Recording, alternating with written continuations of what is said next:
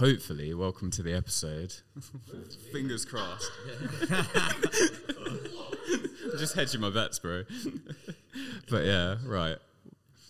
Oh my god. Lovely. Right. We're ready, yeah? Yeah, right. Weirdoe, Harlz, Grim, welcome to the studio. Thank you, man. How are you guys? Yeah, good. All good? Yeah. So, new EP. Yeah, man. Flying, boy. How's it going? Is that third one this year almost, or year and a half? Say it's about a year and a bit, innit? Yeah, well, it's actually the first mixtape, man. Like the first, before now it was EPs, but this is the first like mixtape, so first like full length Yeah. Sick. project. So How many tracks? it's 11. It's 11 altogether. Damn, yeah, okay. But one of them's a bit of a surprise, something a bit different. So Sick. yeah, definitely keep your ears peeled for that one. That track itself kind of just elaborates the track that's coming after. Obviously, I don't want to give too much away, but yeah, it's a bit of an added bonus for the track. Interlude. Yeah. Sick. Interlude. I thought you were going to say like 6, because obviously you got 3 singles, 11 tracks, Yeah. which is sick. So there. Which, yeah, well, I think like when you do like a rollout like that, I think when you've got a shorter project in total. If you drop like 3 singles, you're only really releasing like 2 new songs, and you're like, whereas with this, people have heard like 3 singles up to this point, and then they're going to hear the additional. Do you know what I mean? Yeah, it feels like a proper drop, because there's sometimes you have it where people are like, yeah, the EP comes out and they're like, cool, time to re-listen to the same stuff we've already heard, because it's just put together. And I guess in streaming world, because you don't get like, finally we get a physical CD, it doesn't add anything new to the experience unless there's more content. So, Like this for me, this mixtape is like a menu. You know, like it's a menu of spices. You know, when you rock it to Nando's, right? You know, That's how we're comparing the mixtape. It's like the Nando's menu, bro. Like, you know, you got like and I feel like each one of the singles kind of like represent each one of them flavors, man. And you know, it's a bit of an emotional roller coaster in itself as well. You know, it starts off like on a really big high, and then all of a sudden you're somewhere else. You're somewhere completely different to where you was from the beginning, first few tracks. So yeah, there's a bit of a story going on. yeah. Plays with your emotions a little bit. How far in did you get before you picked the singles? Because I know some people will have like the track list sorted, basically all the music sorted, then they'll decide on the singles. But I feel like with the pace you've been moving, you've probably picked singles as you've gone. In some way we have, yeah. It's quite backwards, to be fair, yeah. Because of what's happened in my personal life, that kind of like created a bit of a new direction for it. You know, obviously Decoys was something that was quite influenced off the back end of like Scum. So we were still on that kind of let's move forward on that gritty sound, and then obviously, you know, personal things happened in my life, which then, you know, meant that my emotions were steering the direction of the music. And to be fair, it's been quite a like emotional battle for me, you know, like for me to have in one hand writing something that's so sentimental, so, you know, emotionally personal to me, to then all of a sudden, Aaron, I need you to write some filth for me. Right, you know, but I'm not in that headspace right now. Yeah, I know that's not the headspace you're in right now, Aaron, but I need you to do it. And it's like, okay, yeah, all right. So I've had to kind of like push through emotional barriers for certain, and I feel like working with these guys is so easy because they know me so well, you know. So when these things have happened in my life, they've kind of jumped in and gone, right, Aaron, we know how you feel right now. You know, so we're going to deliver you this so you can offload that, you know. And but they've not done it too much to a point where they've allowed me to be dragged into a hole kind of thing. So they've gone, yeah, here, offload on this beat, but then straight after, I'm going to need you to pick up the pace, mate. Yeah, 140 beats per minute. Let's go, like, let's pick you back up out of that hole. And it's helped me, man. It's been a process, mate, for definite. That's sick that there's people who can back you like personally, and I don't want to say business because it's not business, it's art, but like creatively and doing it, 100%. like still keeping it on track. It's where the lines blur, though, isn't it? That's like a good point, because obviously there is a lot of business that goes into it, and it's keeping keeping the train moving, isn't it? When like even during the creative periods, you've got to have your business head on as well. Because if you just focus all your energy into doing the production side or creating or stuff like that, and you think, oh no, I'm not going to do any business side, not going to do any promotion, no content or anything like that. When it comes to dropping, it's almost like, especially in the way that things move now, you're forgotten about, and it's like you're having to start all over again just to get that traction. And that work was all for nothing. You get really excited to finally show someone something, and everyone's on to the next thing. It's not good enough nowadays just to be a creative in a sense of where, you know, you can just be a music writer or be a music producer or whatever. You know, you have to be an influencer now. You know, you have to be a content creator, a social media influencer, whatever it is, and it all comes into one now. I think it was Grimm's sort of involvement, sort of 100%. When he joined the team, that sort of made us sort of like more steer towards that side. Because obviously you've got everything you've got going on. Everything. Oh yeah, I've been doing a lot of different stuff for a lot of different years. So it's just, you know, my lending my ear to this was a kind of a natural blend, really. And I think in everything that we have done, it's not like that me and Harley make quite a lot of beats quite fast, so really. So he does have like a lot of choice as well. Like, and that's not out of, you know, hundreds of different beats, but but we build up that track list pretty quick, really. And obviously the natural process is to pick and choose, really. And it just naturally kind of fell into place, I think. Yeah, it always tends to, doesn't it? We said this the other day. It always just tends to kind of fall into place, and we're still kind of like, in a sense, like when we create these things, they almost become a bit like a autobiography in a sense. It's like we're writing about kind of what's happening now, kind of in some sense. Which I guess reflects in like you were saying about the track list, where it takes a different direction, like sort of halfway through, and which makes sense for the happen that then lead on to the next. You know, I think it's like, it'd be safe to say this project's probably the most relevant to the time of like what we've been going through, because like with Born in a Barn, it was which actually on the day we're recording this now, it dropped a year ago today. It did, it dropped a year ago today. It did. Shout out Born in a Barn. Shout out Born in a Barn. So that was a collection of tracks that we recorded over the space of like 3 or 4 years. And even before that, like Insomniac's Lullaby was a song that he had written before we'd even known each other. Yeah. So for that, it was like just a mass collection of songs that we had there ready to go, that we then obviously put together in a project and then touched up with a few new songs that we had at the time. But the actual creation process was more just getting it polished.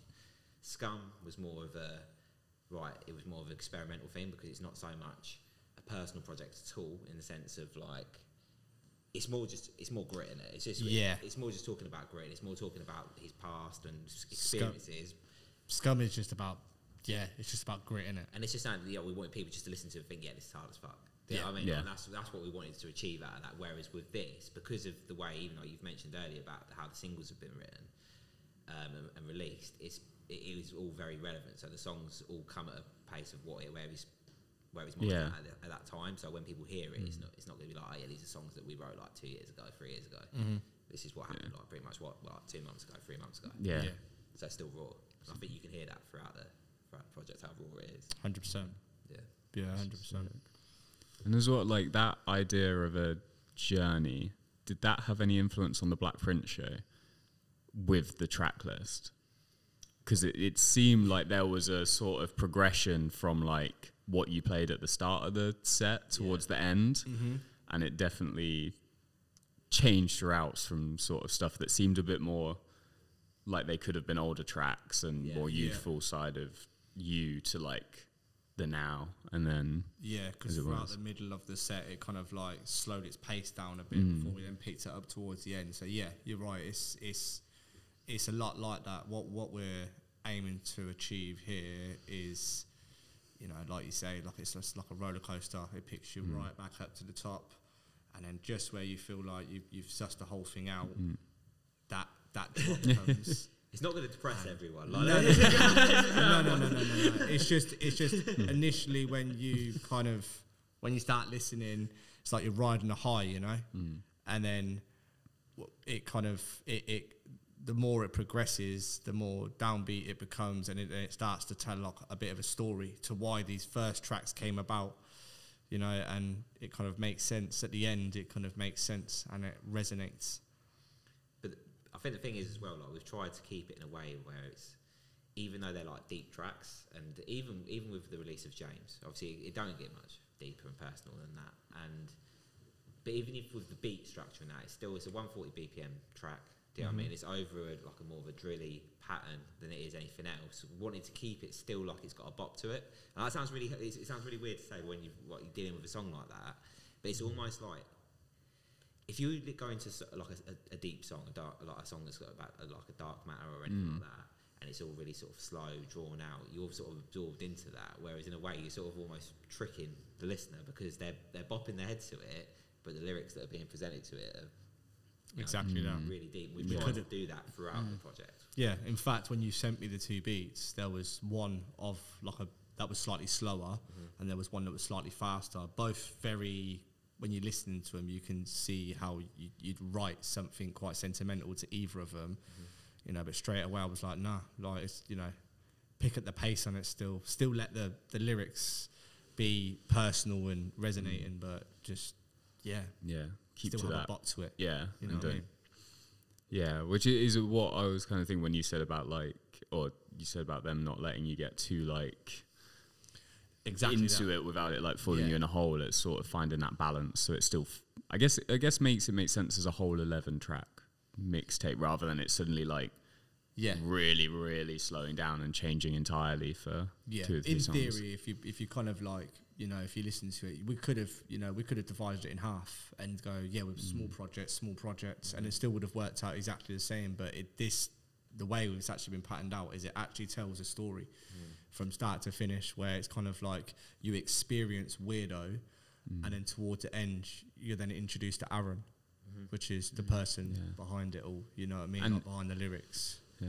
And those things are blended together in reality as well, right? Exactly There's a bit of each in each one, so it makes sense to have them as one cohesive project. Because a lot of people have released things that are like you say, divided down into 2 projects, but then you end up with 2 things that feel like 4 of the identical tracks with slightly different words. You know what I mean? And then or I don't know. When you said about splitting it down, like, you know, was it Slow Tie's second one had like the chiller disc and then the more aggressive disc or whatever, which I don't know, feels a little bit cheating, if you know what I mean. It's like I think the thing is, it wasn't a conscious decision to go that way. I think obviously prior to everything that Aaron went through, like, so it feels weird calling you Aaron.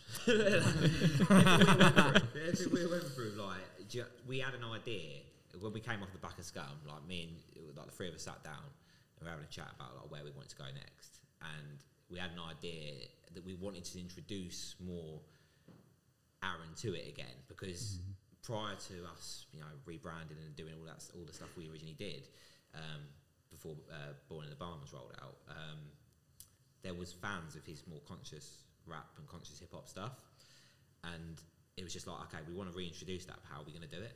It just wasn't so. It was just like, okay, it has to be the right beat, and I think we were probably trying to deep it a bit too much at the time. But then there's no such thing as deeping it too much, I think. Well, I think when I say deep it too much, it's like we're trying to find the perfect beat. Oh, this is the perfect track. But, but it gets to the point there is no such fucking thing. It just happens when it happens, pretty much. It just happens when it happens. That's the beautiful thing about art, isn't it? Sometimes it's spontaneous, you know. Sometimes if you plan things too much, they don't go to plan. That can be disheartening. Sometimes, you know, like in this instance, it was the right timing because of the personal things that had happened. You know what I mean? Like, if you actually look in the order of what they were made, you'd be thinking, what the hell? Like, you know, Decoys to then James, which was relevant at the time, then straight to Headshots.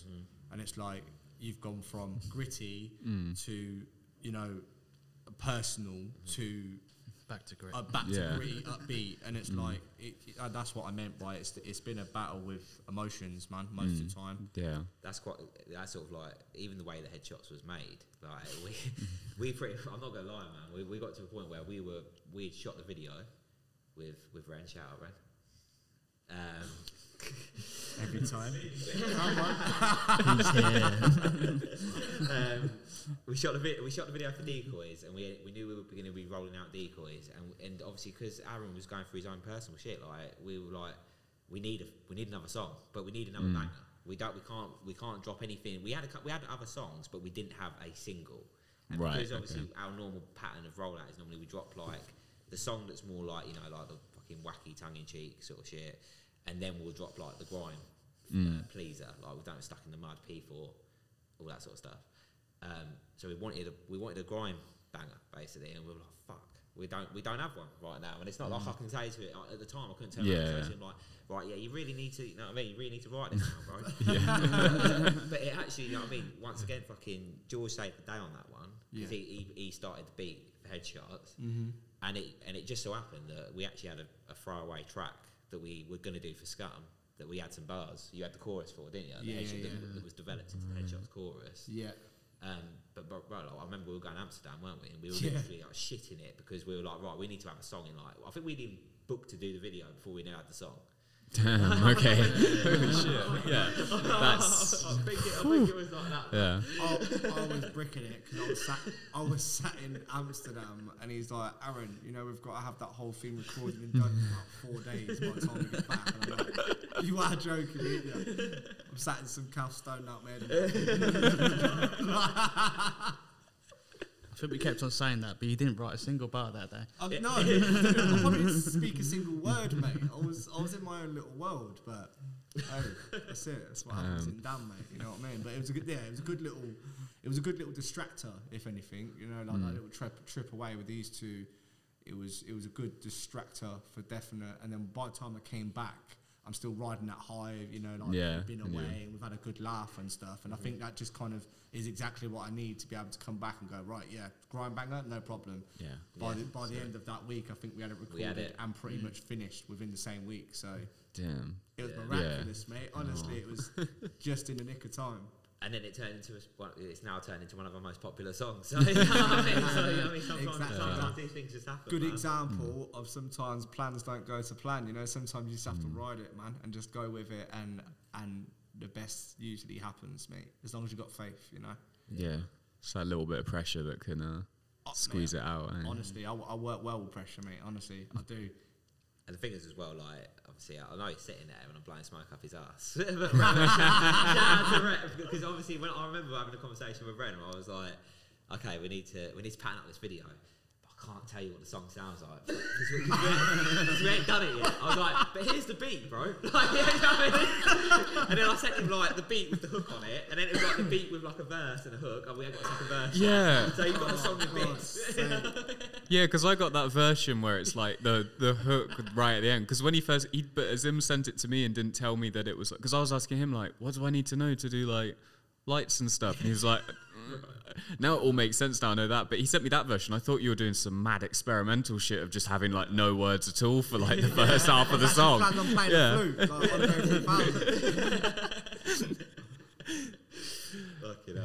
I'll be honest, that, like you say, what happened to me at the beginning of the year, like no one could have predicted it, obviously, and the bottom line of it is it probably put us back by about 7 weeks at least. You know, like mind my French, but my head was at my ass, mate. That's it, and I think that's expected, obviously. Yeah, you know what I mean. But in the day, like the show must go on regardless. You know, I had to keep it going. And the one thing that I can say is that, you know, at the time it was easy to let go myself. You know, like I was easy to give up on myself, but I couldn't give up on these boys, especially with the amount of support and the amount of hard work and the weight that they both carried amongst them.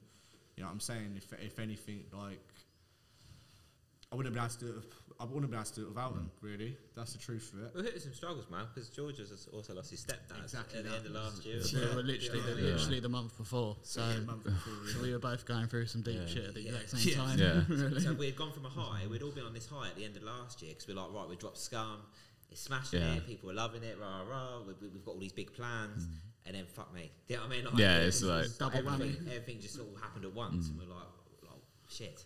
Yeah, things that couldn't be controlled either. So yeah, it was just one of them, man. But I feel like, I think what it's actually done is is it's taken something that we've suggested last year, like Harlz said, you know, like we both sat there and spoke then when we said like, yeah, you're right, Aaron should make more of an appearance. Some of my audience want to get to know me, and you know, they're happy to know Weirdoe, and that's great, but they want to know what happens in the meantime. You can't always be Weirdoe, you know. And like Harlz said, delivering that, being forced, you'd be able to hear it. You know, you'd be able to hear in the lyrics that it was something that was forced and it was something that was put on, in a sense. And then something tragic happened to me, which then just came naturally. And I feel like, if anything, it's put more art in the project, because you can tell that it's expressing things from each spectrum. Is the best way to put for it. It's expressing it from both ends, man. And yeah, I do feel like that after this, people are gonna have more faith in me, but not just as Weirdoe, but as Aaron. If I can come through the other side of something as dreadful as I have, and you know, props to these boys as well. You know what I'm saying? Like, but if I can come through the other end of it, then what else can stop me? You know, there's nothing there. There's nothing else there that could stop me. So yeah, I'm glad what we've achieved, man. If anything, it's bizarre, bro. Like I was. It's not even often. Sorry, it wasn't even that long ago that I was looking back at kind of, because you don't get a chance. Like when you full speed ahead, Joe. Like you don't really get a chance to look back, and like, you know, to look back at the music video, especially for James, you know, to see my nephew in the video, you know, after that big high as well at the show, we put him on stage with us, and it just feels like there's a lot more heart in it now. You know, there's a lot more love in it now. You know what I'm saying? So, and this is, I don't know if I'm speaking on behalf of all of us, but I feel like it's definitely brought us like closer together as people, as well as everyone, people man, that work with each other. We've been blessed, including yourself, man. Like, do you know what I mean? Like everyone who's been involved in the creation of this, it's just there's no drama. Everyone's just cool. It's just it just happens, man. Like, do you know what I mean? It's good to have, you know, so many creative people to be able to like bounce those ideas off of and make things happen. Like everything just sort of has happened. 100%. Yeah, and I guess that helps when you're getting someone to do a music video and they don't have the song yet, but you all know each other, and it's like it works. Yeah, You know what I mean? That's it. What we were really doing was really testing Ren. I was like, so what do you think the lyrics are going to be?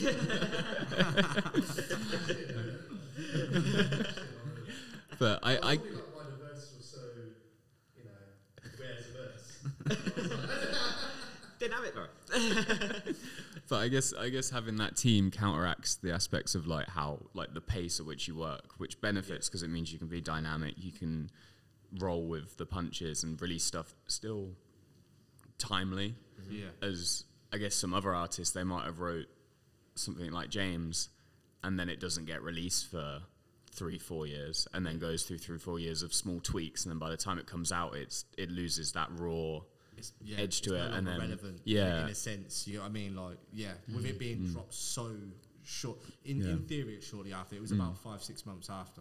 Yeah, in theory, that's a very short amount of time to be able to put something out like that. And like these guys always tell me, like, these guys can do anything apart from be me, and that's the one thing they always remind me. You know, like, we just need you to be you. That's what you got to do. You know, put your face on camera. Make sure the lyrics are written. Make sure you're giving it 100% either up on stage or in front of the microphone. Yeah, it does help. Yeah, it does help when I'm on top form. Yeah, but like you say, anything else that you can think of the above, where, you know, marketing and, you know, running advertisements and, you know, looking for the next trend, CEO, all that stuff. Not CEO, SEO. Sorry. You know, George is the man. You know, he's always on the look for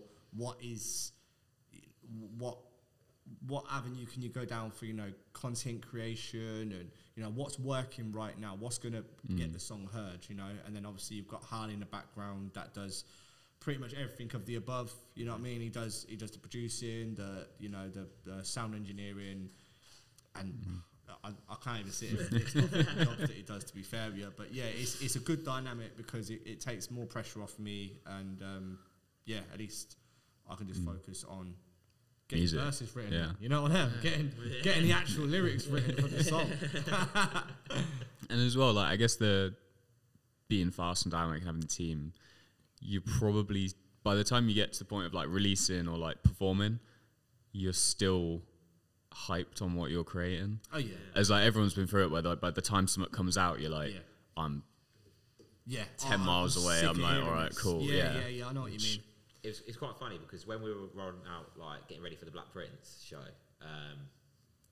a lot of people were asking, "Oh, are you going to drop a project? Is this a project drop or whatever?" I'm like, "No." And why not? And the truth of the matter is I just didn't want to rush it, man. Like, I didn't want us to say like, okay, we're going to drop this in June. Bearing in mind everything that we've, just explained what happened and everything like that. I didn't want us to be like, okay, we're going to rush this out just for the sake of saying, oh yeah, we're dropping it on the same day as doing the show and adding the extra pressure. I'd rather have put on, the show be as great as it was, and then be able to now, as we have, shifted our focus. As soon as the show finished, the next week we're back in the studio, we're back finishing the project. You know what I mean? So. Because you have the lead up to the show, you have the time where it's like, okay, focus on making sure you're ready for the show. Make sure everything's rehearsed, everyone's good to go. 100%. And then switch back to project mode, back to the creative mode for that short period. And then now the project's done, it's onto the content creation, onto the marketing, onto the rollout. Do you know what I mean? So it's just keeping everything rolling. Keep going, rolling, man. Yeah, I think for a fair bit of that is like, especially throughout this and Scum as well, like while making the beats and obviously making sort of like the back catalogue behind it, I don't think consciously in my mind I was ever in sort of a project mode. Yeah, we've all reached an age where we've worked with different artists, we've worked with different people, we've done a lot of different things. That's probably come to a close now.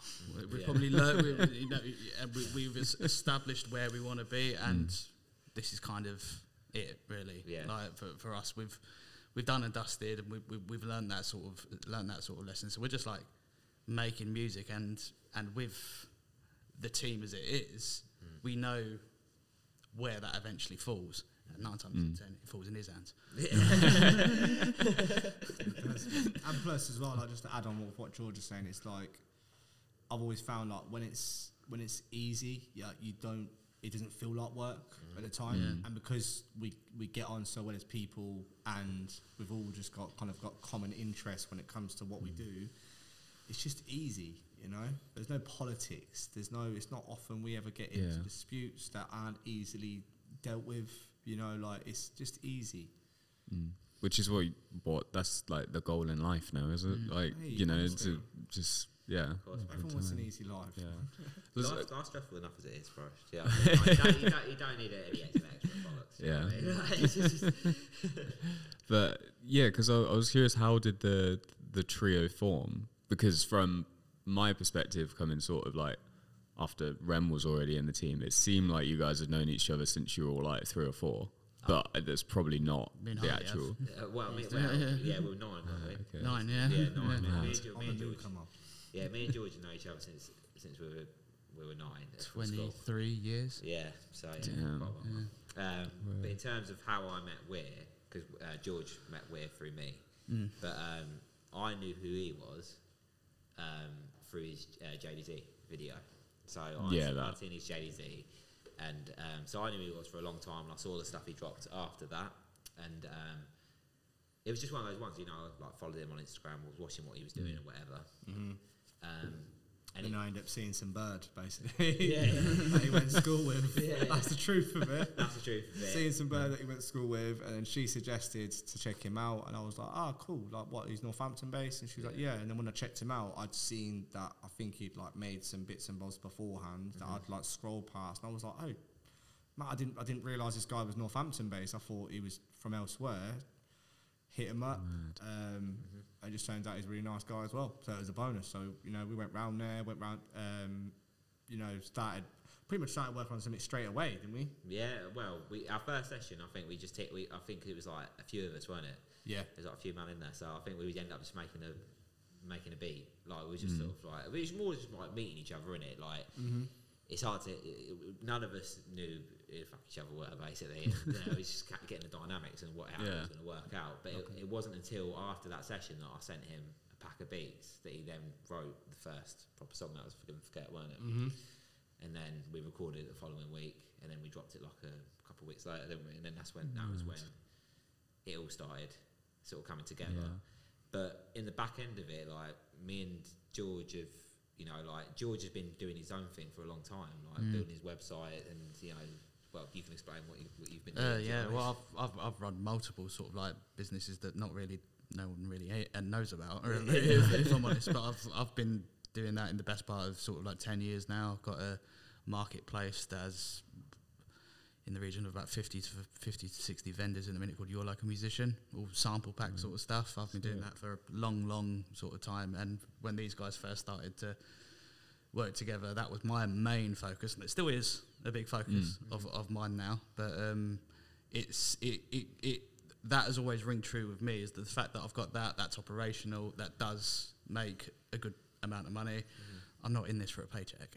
Yeah, I mean, I've not done this for a bit of money or anything like that. And Harley's the same. Like that part of it's done. So that's what I think. That is a portion of it that makes the team quite close together. Yeah, is because in other dynamics, people have ulterior motives, don't they? Whereas we don't have that. Yeah, we just love making music, pretty much. Yeah. Which I think is the goal that everyone because obviously a lot of people who come here are like a little bit younger than you, and like artist creative types that have to sort of do other stuff to make it work, basically. So really everyone's goal seems to be to get to that point where you can just find what you really love creating and do that without having to worry so much about that sounds like a really fun project, but there's not as much money in it, versus some project's going to pay really well, but it's going to fucking suck to push through and you don't want to sell out. It depends what I think with that, it depends what your end goal is, and I think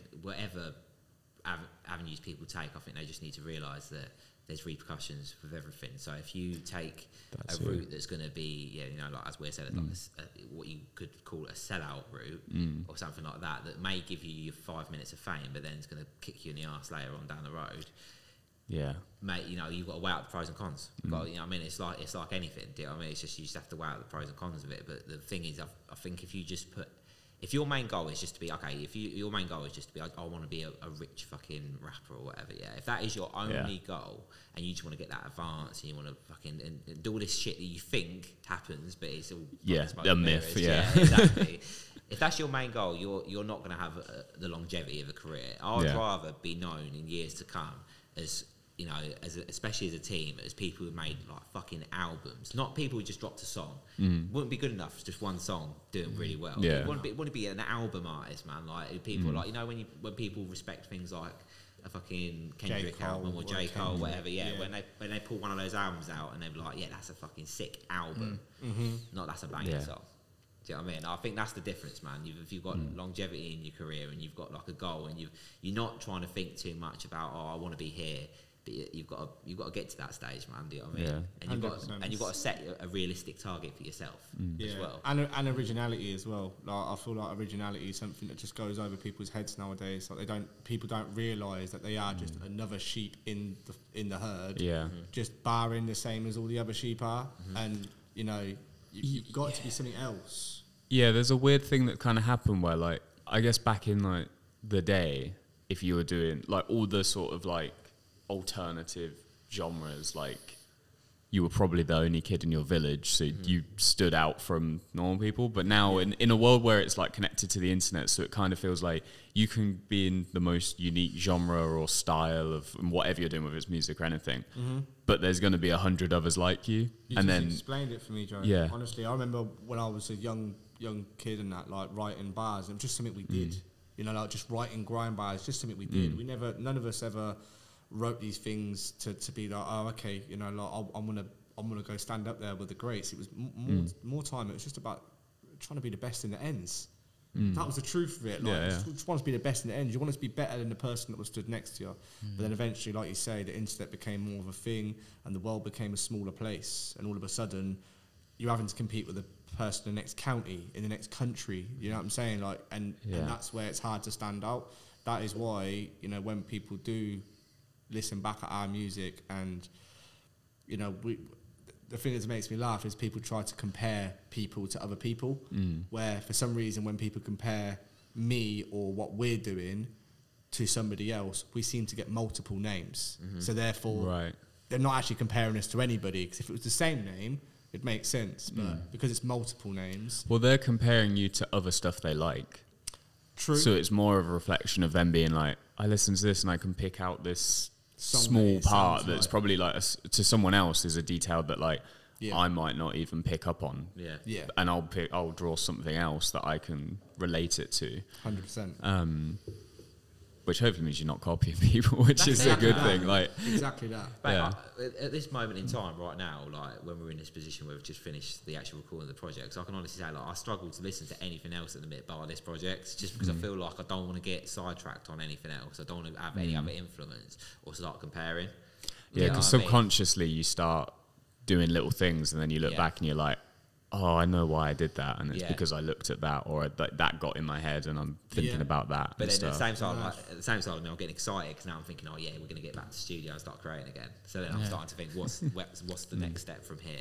Do you know what I mean? Even before we see what the reaction is to the project, I'm already thinking about where we go next. What can we try? Well, that's the difference of like you saying you want to make albums and make music, because what you're excited about is like, how do we develop from what you put in, not from what, because some artists work on the basis of like, I'll drop these 3 tracks and then, oh, people really like that one, so I'm going to do more of that because they think that's what people want.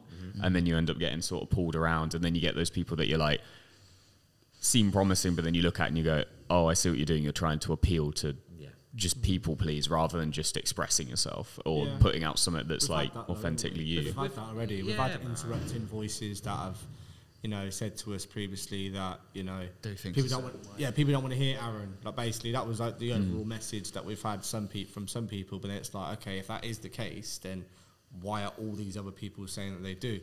And it all just goes down to preference. Like that person's expressing how they feel personally, not as an overall.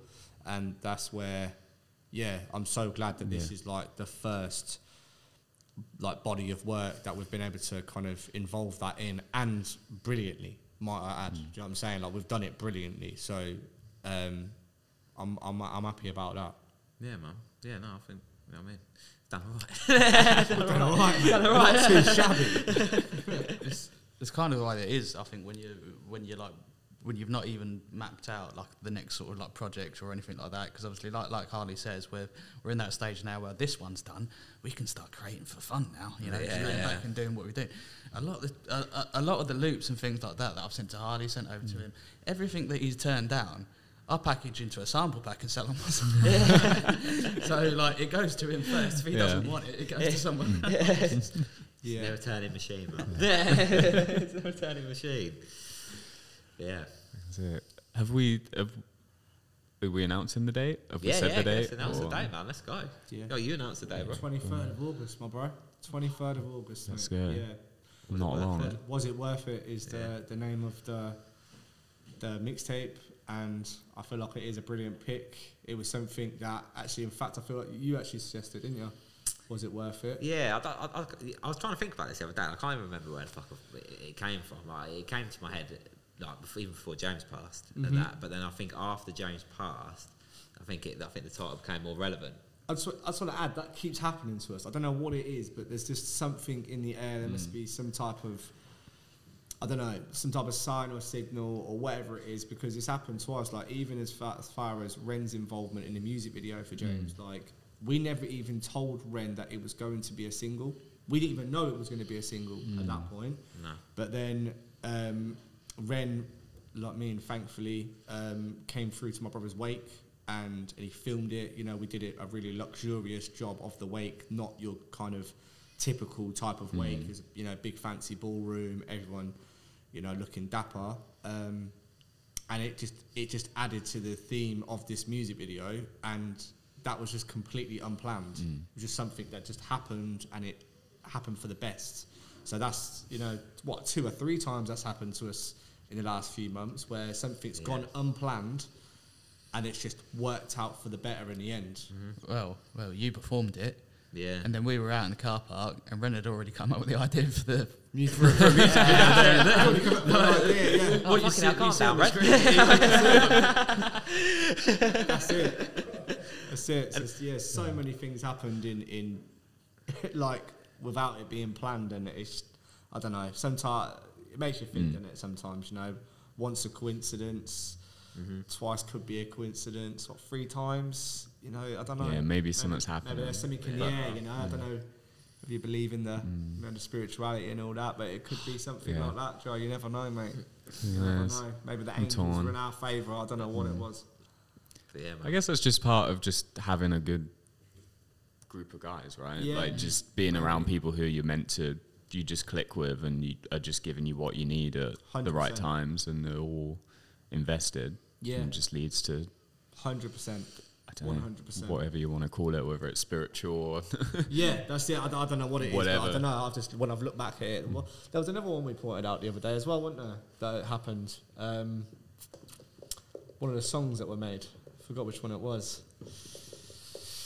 But yeah, it's happened to us a few times now, where things have just happened coincidentally, and yeah. I think it was more so when you said about, like, you know, the beat selection for James. I know we touched on it earlier, but yeah. I think it was like, yeah, because I sort of just made it, didn't I? I just made a beat. I knew he was going to do a song. I didn't know how quickly he was going to do a song, and I didn't know at the time that he was going to do the song at his brother's wake. But I wanted to have something there ready just in case. So, I actually sent him 2 different beats. But in a way, I kind of thought I knew that he would go for the one he did go for, because it was more his pocket. 100%. And he just needed something to vent on. Do you know what I mean? So, yeah, I think that was one of those ones, wasn't it? And then it was the time came when I was just like, okay, here you go. Here's the 2 beats. And then, when he was ready to hear between the beats, old Rennie Boy coming through to the wake, and the name of the project, it kind of all just fell into together. place. Yeah. And was it worth it as well? Like, it's such an open question. You know, like what you know, you could ask it for a lot of it. You know.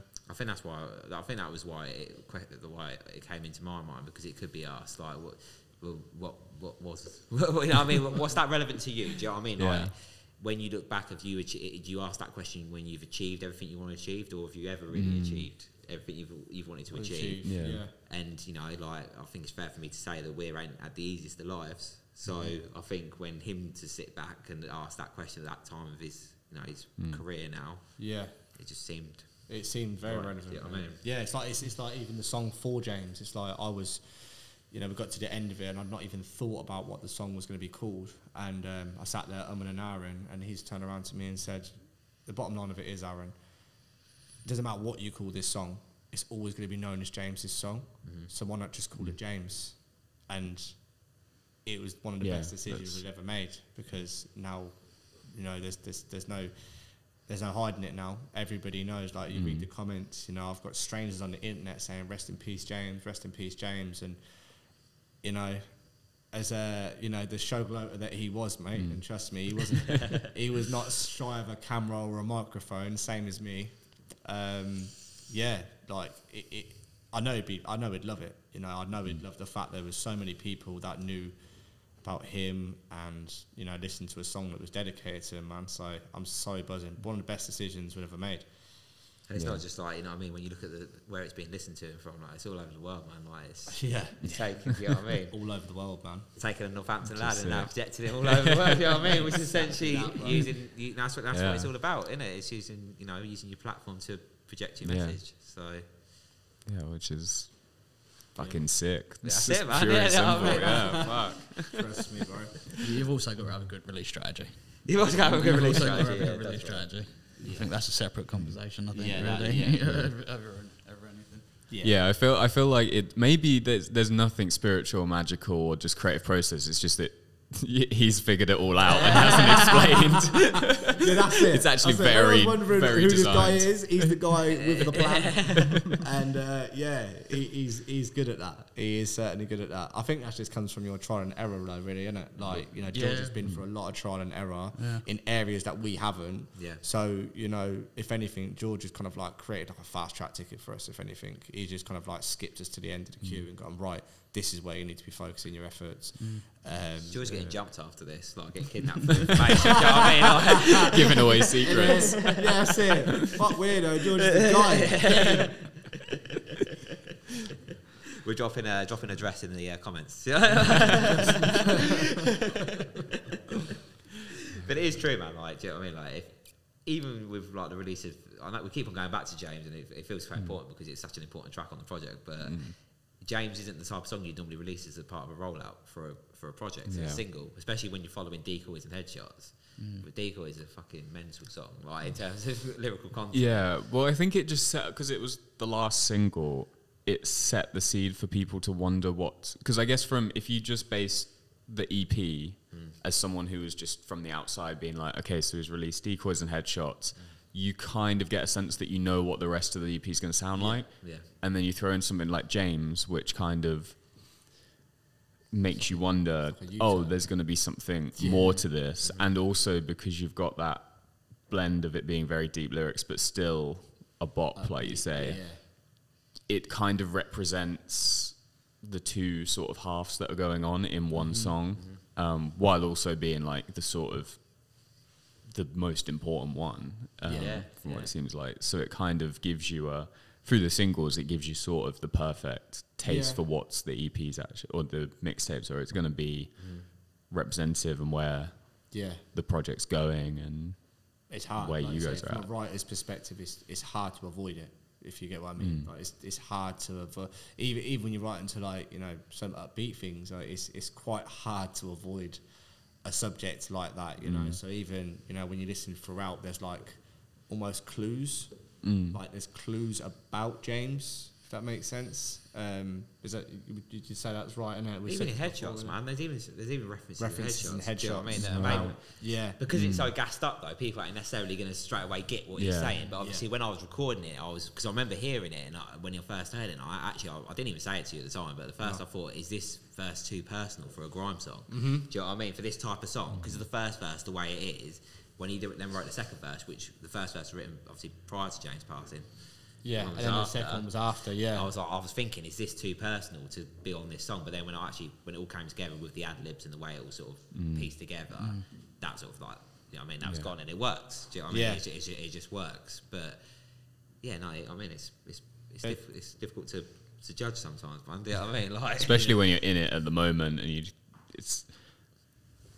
if you were an artist that like planned out the whole thing before and then like tried to build it to that, then it would be probably easier to see the bigger picture. But the problem is then it feels forced. As when you're going, you just kind of have to, it's that trust the process idea of. I feel like the place we're going at as well, like at the minute, because we want people to think we are working fucking hard, and we want people to know that we're working hard, and we're doing our best to keep giving people new music.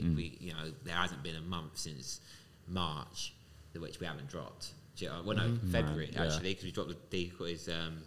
No, it wasn't. It was the Cecil remix, weren't it? Yeah, so it's Hotel Cecil remix, wasn't it? That's it, man. So we've been dropping every month. I mean, admittedly, unfortunately for people, like we're not dropping in July, but that's solely because we're building up the project. Yeah. So they've only got to wait a few extra weeks, and then they're going to get the whole lot, the whole shebang. So.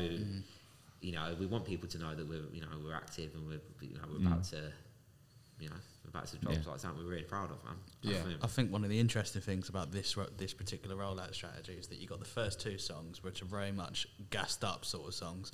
All the lads love it. Yeah. All the lads love it because it's all gassed up and everything like that. But then all of a sudden you drop James. And all of a sudden, their girlfriends love it. Everyone else loves it. Yeah, that's one thing that I have noticed. Mum loves it. It's just about to say that. Widespread, that sort of song. Yeah. There's no hiding the fact that Weirdoe's audience is a mainly male audience. Yeah, there's no surprise. But we haven't exactly got any songs, that are like romantic bass songs or anything like that. Do you know what I mean? No. I mean, unless you're thinking something that's Lullaby is a fucking romantic song. I'm not exactly Neo, am I? I'll Romeo over it. So, do you know what I mean? But it is true. Like, obviously, we want to be able to make stuff where it's not just, you've got to be angry to listen to this. We don't, you've got to put this on. It's only something we can listen to in the gym or whatever. We want to be able to I think when you first put on the project, the first half of it, as we've said, it throws in a lot of different flavours. Smoke, smoke. But by the time you get to halfway through, you're talking like a late night drive vibe. Yeah. Like, in my opinion, anyway. Right. I mean, someone who's tested this, like, take my word for it. Right. I've tested this on a late night drive vibe. Yeah. Do you know what I mean? It's definitely changing. It changes pace. It threw me, and even I wrote it. Like, I wrote it, and it threw me. Like when I'm writing, I'm just like focusing on one track. You know, it's like little chapters of it, and when they're all kind of like going back to front, like I said, like Decoys was before James and stuff like that.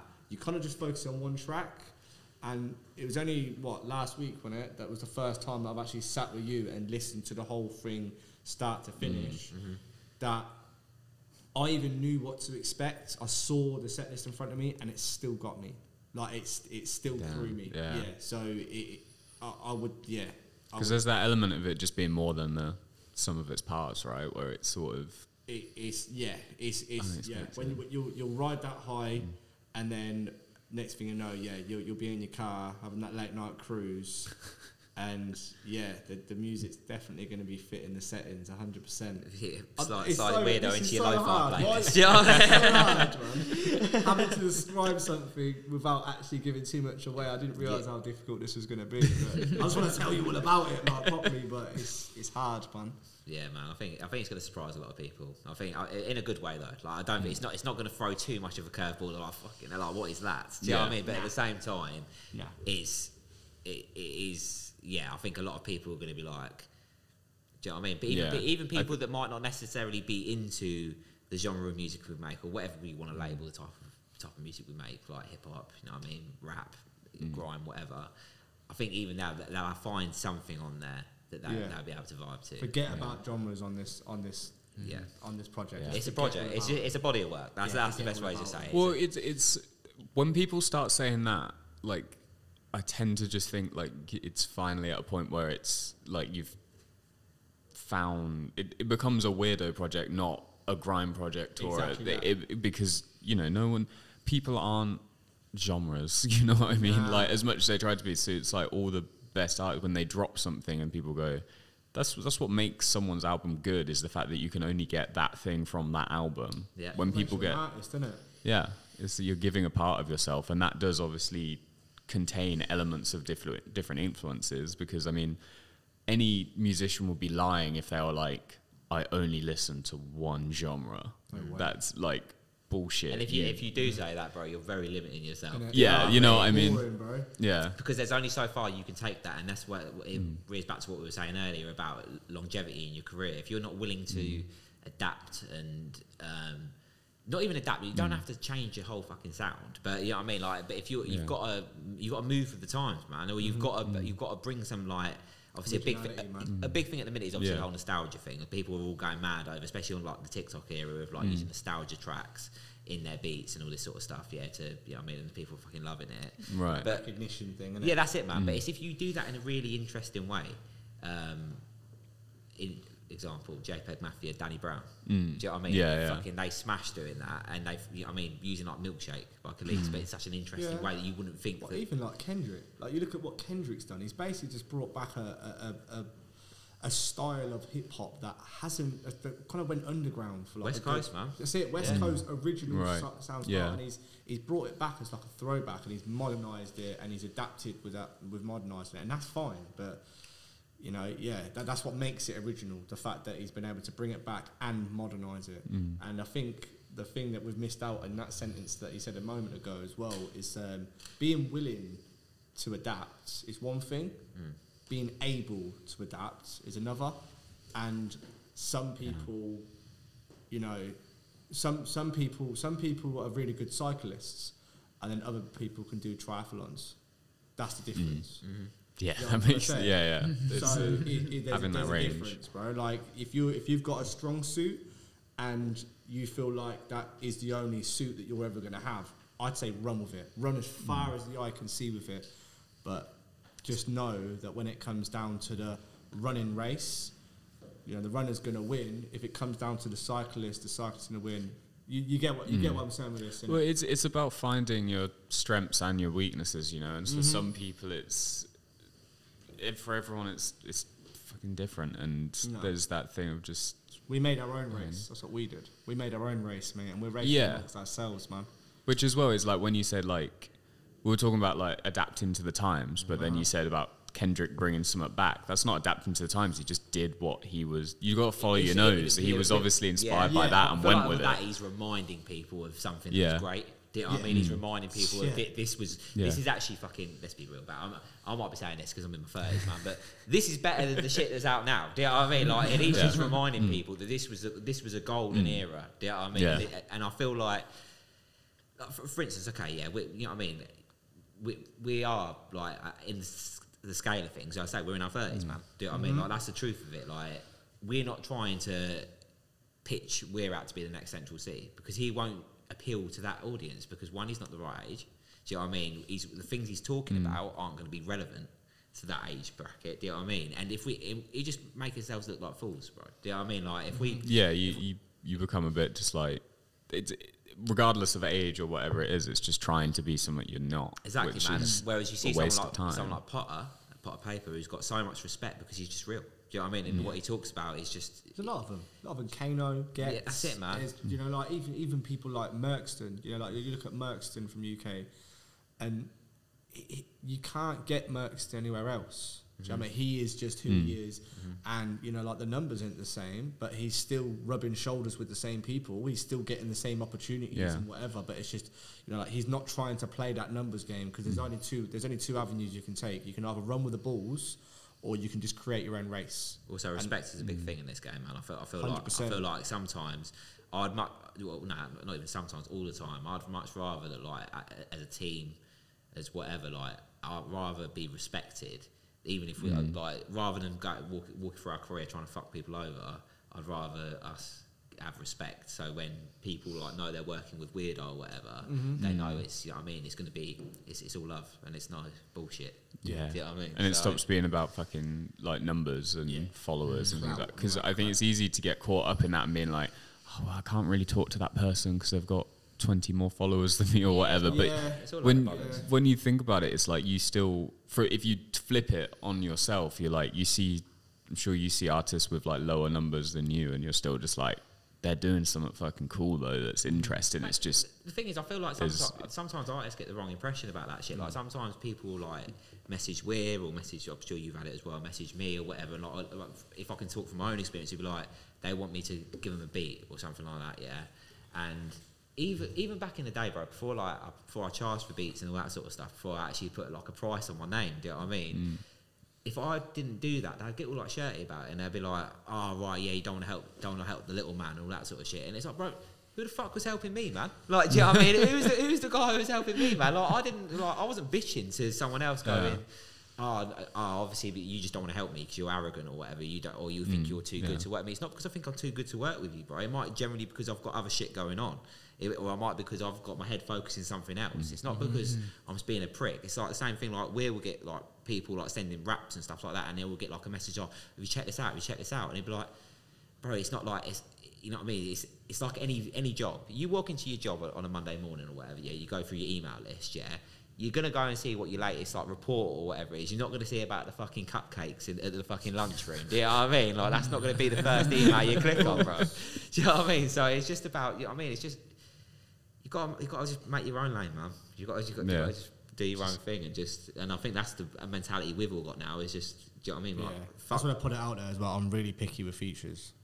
Yeah, that's probably why you've only ever actually seen. Well, in theory, you've actually only ever seen one feature on any of my tracks in the last year and a bit, which was Brotherhood. You know, which it was a bit of a pleasure actually. So I got a bit of like a two for one deal with Brotherhood. Like, they kind of come as a duo. And so there was legends, legends, mate. They were two features. They both come on the track. Did brilliantly with the song as well. There is a feature on the album. Two, man. Yeah, actually, yeah. No, sorry. So I meant there is two artists involved actually. Yeah. And that's something that I'm very picky with, man, because some people struggle to work at pace without sounding horrible. Some people sometimes struggle to work up to quality. which I can. And I'm just going. I don't know. I feel like I just and you're just opening up for a project that you've put your heart and soul into. Exactly. For someone to not really get it, but just throw their name on it, and then you've got this exactly. one verse in an I think album of 11 that doesn't quite fit potentially. So you have to be sort of I strict. think a really interesting point to make about the 2 features is obviously I won't reveal who they are. Do us the leak. But yeah, there's one with a bit more of a following. Then there's another one who is an excellent musician from a business acumen, doesn't have much of a following. So that's us kind of like leaning into the fact that it doesn't matter. It doesn't matter. It doesn't matter whether you've got a big following. There's the talent there. Small following. If the talent's there and it makes sense for whatever it is we need you to feature on, then all we ask is that you come through, you work at the same pace, and you bring your A game. That's it. Yeah, which is the way it's meant to be, right? Absolutely, mate. It's not that way enough though, bro, and that's why I'm well aware. As we say, bro, we're at the point now where we're just like, okay, right. If there is no strategy plan in the grand scheme of the music industry or whatever, but we're just like, fuck it, we're just gonna do what we think's best, and we'll just navigate our way through it to the point where, you know what I mean, where it gets to the point where, you know, where the team grows and it just keeps expanding. And it does. And you know what I mean? We're not going to put a finish line on it. There's no end goal. The end goal is, you know what I mean, we rock up in any city we want to, and we're showing it to a packed crowd every night, man. That's the dream. And everyone's getting to, you know, fuck with our music. So that is the dream, mate. Yeah, man. Put me up on a stage any day, mate. Even if I can just get to a point where, you know, I can rely on, you know, just having music as the sole income, you know, that'd be fantastic, mate. Even that would be great. That'd be sick. So 23rd of August, was it worth it? Was it worth it, mate? And is there any other things to plug, talk about, or I don't think so, man. I think we've covered it, but yeah, it was like a solid one. Cool. Yeah, man. All right, nice. Solid Cheers for one, coming. man. Thank you, bro. Cheers for having us, man. No worries.